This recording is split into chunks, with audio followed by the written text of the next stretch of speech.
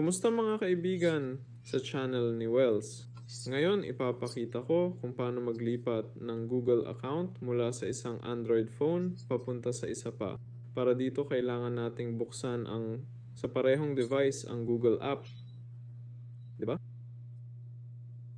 Ito, Google. At dito rin, buksan ang Google.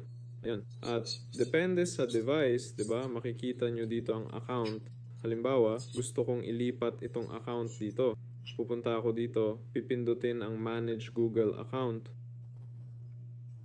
Tapos, pipindutin ko ito at pipiliin ang Add Another Account. Ganito. Ayan. At syempre, nandito ang email address ko. Ilalagay ko dito. Pindutin ang Next. Tapos, pipindutin dito ang Forgot Password.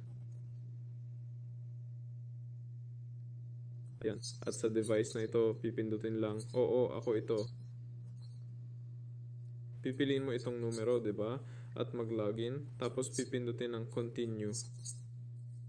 Nalipat mo na ang account. Tapos na. Kasama ninyo si Weller. Paalam sa lahat.